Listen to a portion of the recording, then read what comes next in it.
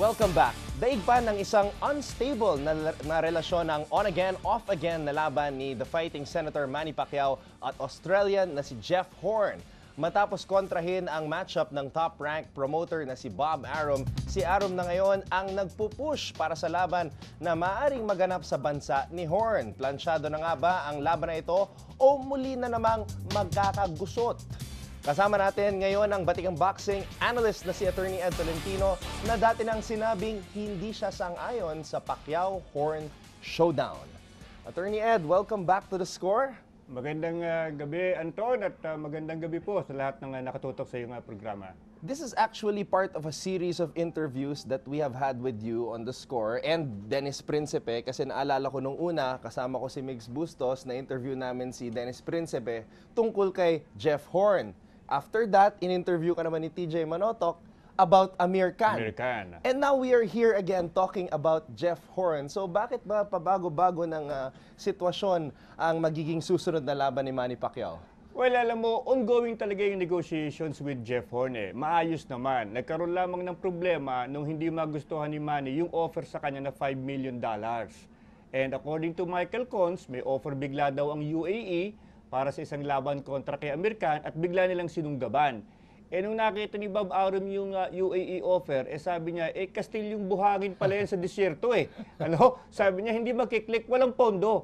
So, sabi ko nga kay TJ, nung huli kami mag-usap, anong gagawin ngayon ni Manny Pacquiao? Sabi ko, babalik siya kay Jeff Horn. Because yung kay Jeff Horn, maaaring maliit ang offer, pero totoong pera.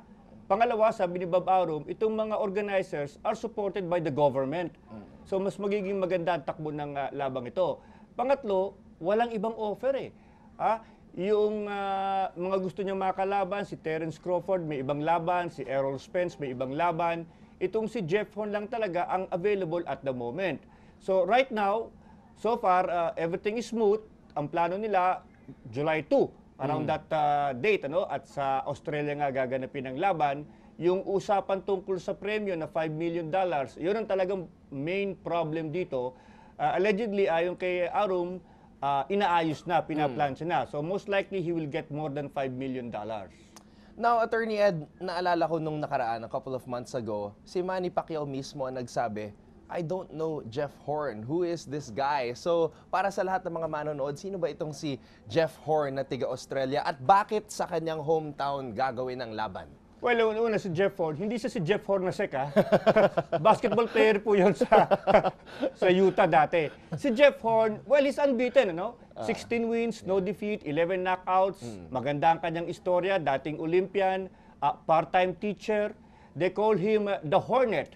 Pero sabi ko medyo Green Hornet Kasi kapos sa lahat sa eksperyensya itong si Jeff Horn. Maganda naman na estilo, malakas yung kanan, maganda suntok sa bodega, pero style-wise, tingin ko tailor-made kay Manny. Kasi he fights like a typical European fighter. Stand up, very stiff ang upper body, very little head movement. He's a plodder in the ring. Umuusad na unang muka, yan ang gustong-gusto ni Manny Pacquiao. Now, ang labang ito gaganapin sa Australia because dito lamang kikita. The only reason this fight will make a semblance of money is if it's going to be held in Australia. Malaki ang followers ni Horn sa Australia. At syempre, pagpasok ni Manny Pacquiao doon, marami rin na gustong makita si Manny Pacquiao in action. Although I heard this fight might be shown on free TV at baka hindi na i-carry via pay-per-view.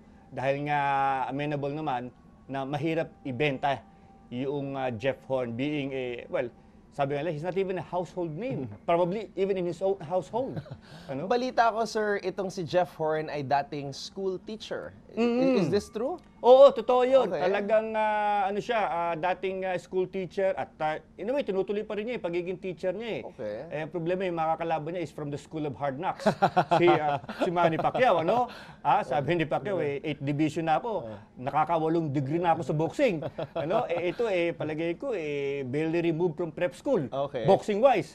Itong si Jeff Horn. So, maganda. Sabi ko nga, heartwarming yung istorya niya nakakatuwa. And he's going to be putting up the fight of his life, definitely, because he's going to be fighting before his countrymen. At ito na ang chance of a lifetime to be a superstar. But the question is the best of Jeff Horn, will it be enough to topple Manny Pacquiao. Ano sa tingin mo, Attorney Ed? Ano yung pananaw mo dito sa labang Horn at Pacquiao? May tsansa ba kahit papano itong dating school teacher na si Jeff Horn? Alam mo, ang kinatatakutan ko lang dito, paano i-motivate ni Manny Pacquiao ang kanyang sarili? Siya na nga nagsabi, di ba? I don't know him. So how can you get up in the morning, really train in earnest, when you're fighting a Jeff Horn? At naniniwala pa rin ako, wag lang ma-overestimate ni Manny Pacquiao, palagay ko down under ang bagsak nitong Australianong ito. Sabi ko nga, baka mabahing lang si Manny Pacquiao, medyo magulantang yung Jeff Hornet. Jeff Hornet, kita nga, nagkakalitutul tayo Hindi masyado kilala Kapos experience siya. Ang pinakakilalang boxer na nakalaban niya, yung Randall Bailey, a former world champion, a hard hitter, knockout puncher. Matanda na, laos na, pinabagsak pa si Jeff Horn. And he's fighting Manny Pacquiao na alam natin, nandun pa rin naman ang galaw ni Manny. So tingin ko, all things normal. Palagay ko, easy money para kay Manny Pacquiao. May nakita akong tweet mula kay Amir Khan. He tweeted a photo of himself with Manny Pacquiao at he was wishing Manny good luck sa kanyang laban kay Jeff Horn. Now, we know that before kinasa itong labang Horn at Pacquiao, Manny was in talks to fight Amir Khan. Do you think this fight is still on the horizon in the future? Yes, sabi ni Bob Arum, it can happen in November. In fact, they're going to use the fight with Jeff Horn as an appetizer para painitin ang sense of anticipation ng mga boxing fans. This fight will happen. Mas maganda nga yung Amerika kasi may pangalan and hindi magiging mahirap ang negosasyon because he's coming off a loss to Canelo Alvarez. And I think Khan will take any money because word is that may mga issues sa kampo niya. Nako. Monetary issues. So he'll take any money. I think I'd like to see that fight probably November. Mangyayari pa rin yan, sabi ni Bob Arum. Okay, you mentioned money. Let's talk a little bit about a money fight kasi matagal nang pinag-uusapan. Floyd Money Mayweather versus Conor McGregor. What do you think about this? Mangyayari ba talaga itong laban na to? And guys are saying it's a joke. So ikaw, Attorney Ed, what do you think of this possible showdown between Money Mayweather and Conor McGregor? Mangyayari ito dahil number one, malaking pera involved. Okay. Pangalawa, marami rin ang naiintriga. Sabi nga nila, a sucker is born every minute. And yan ang sitwasyon dito. But it's not a true fight, the way I see it. Because how can it be a true fight when McGregor is being forced to fight outside his MMA domain? He is going to be forced to fight as a boxer. You want this to be a real fight? Then let him fight as an MMA. Let Mayweather fight as a boxer. Pero hindi. Ang gagawin nila, pepwersahin nila si McGregor, lumabang ka as a boxer under boxing rules. Sabi nga ni Gennady Golovkin, this fight is not a true fight. Di ba? It's a joke. It belongs in a stand-up comedy show because it's a joke. Di ba? So, yun tingin na marami dyan dito sa... Pero sabi ko ba, maraming naiintriga. Maraming naiintriga.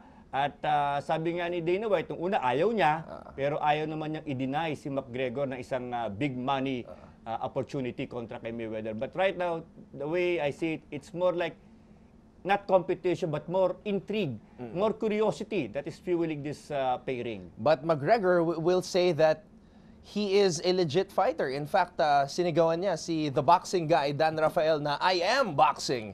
So what is your reaction to Mayweather's claims na he can take out Floyd Mayweather? Well, he's trying to sell the fight. That's number one. Pinipilit niyang ibenta. Pinipilit niyang i-convince ang marami that I can pull one on Mayweather, na tatamaan ko yung Floyd Mayweather Jr. Pero tingin ko, hindi ganun kadali talunin yung Mayweather Pero nakikita na natin binebenta na niya yung laban. He's trying to sell himself to the boxing public. Hey guys, I'm for real. I can hit Mayweather, I can knock out Mayweather. So, yun ang kanyang bentahe dito. It's all about marketing. Sabi nga natin, itong labang ito. Well, napakainit ng ating discussion, Attorney Ed. I'm looking forward to Pacquiao and Horn and then possible future fights like Mayweather and Conor McGregor. Maraming salamat, Attorney Ed Tolentino. Always a pleasure. And see you soon, partner. Yes. Hi guys, keep watching The Score for the latest sports updates and don't forget to subscribe to the ABS-CBN Sports in Action YouTube channel.